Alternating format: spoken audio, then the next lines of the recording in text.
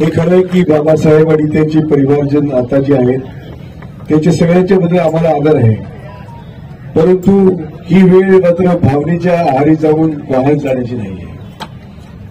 पहिल्यांदा या देशाचं संविधान वाचवू, पहिल्यांदा या देशाची लोकशाही वाचवू आणि मग नंतर आपल्या हक्कासाठी पुन्हा झगडण्यासाठी तयार झालो. लोकशाही टिकली नाही, संविधानच टिकलं नाही तर आपल्याला हक्क मिळणार कुठून? आहेत त्या हक्काचं संकोच करण्याचं काम सातत्याने सुरू आहे ज्या सरकारकडून, दमनकारी सरकारकडून.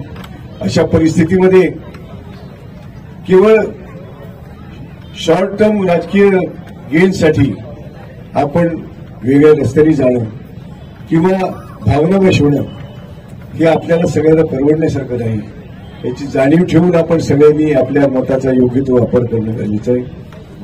मला आदरणीय बाळासाहेबांबद्दल पूर्ण आदर आहे, तरीही मी आपल्या सगळ्यांना आग्रहाची विनंती करणार आहे की यावेळेस आपलं मतदान बाबासाहेबांच्या संविधानासाठी द्या, बाबासाहेबांनी आपल्या दिलेल्या हक्कासाठी द्या.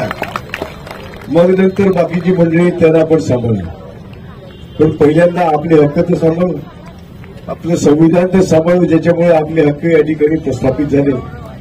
ते करणं आवश्यक आहे ही माझी आपल्याला आग्रहाची नम्र विनंती आहे.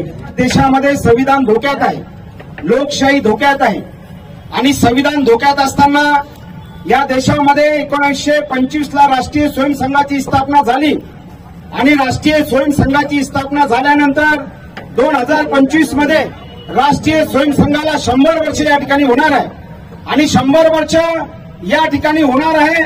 आणि ज्या पद्धतीने डॉक्टर बाबासाहेब आंबेडकरांनी 1927 ला मनुस्मृतीचं दहन केलं, मनुस्मृती बाबासाहेब आंबेडकरांनी जाळली, त्या मनुस्मृतीला या ठिकाणी बाबासाहेबांनी जाळल्यानंतर या 100 वर्षानंतर त्या मनुस्मृती जाळण्याचा बदला 400 पार म्हणून या ठिकाणी जी भारत जलाव पार्टी आहे, जी भ्रष्टाचारी जनता पार्टी आहे, जे भाडखाऊ जनता पार्टी आहे, ती या देशामध्ये बाबासाहेब आंबेडकरांनी लिहिलेली जी भीमस्मृती आहे, जे संविधान आहे, ते संविधान बदलण्यासाठी या देशामध्ये असूसलेले आहेत. आणि म्हणून या ठिकाणी आम्हाला संविधान धोक्यात असताना, ओबीसी एससी एसटीचं आरक्षण धोक्यात असताना आमचे रिपब्लिकन नेते मात्र बीजेपीच्या मांडीला मांडी लावून या ठिकाणी उघडपणे त्यांच्यासोबत या ठिकाणी बसत आहेत. हे बाबासाहेब आंबेडकरांचं संविधान धोक्यात असताना, तिरंगा धोक्यात असताना काही छुपी युती करत आहेत बहुजनवादी नेते, काही उघड युती करत आहेत. आणि म्हणून या ठिकाणी आम्ही सर्वांनी ठरवलेलं आहे कि अगर हमारा खून का कतरा कतरा भी बह गया तो बाबा साहब अम्बेडकर के संविधान को हम बचाएंगे. जो संविधान के खिलाफ बात करेगा वो कुत्ते की मौत मरेगा और जो संविधान पे हाथ उठेगा वो हाथ हम संविधान रक्षक सैनिक, भीम सैनिक या छाट देंगे, मगर संविधान के ऊपर हम आस नहीं आने देंगे. काय झालं की या ठिकाणी शेतकऱ्यांना आमदार साहेब, गोपालदादा, राजूभाऊ या ठिकाणी या आमच्या भुसावळ विधानसभा मतदारसंघामध्ये 15 दिवस या ठिकाणी आमच्या आया बहिणींना पाणी मिळत नाही, 15 दिवस पाणी मिळत नाही.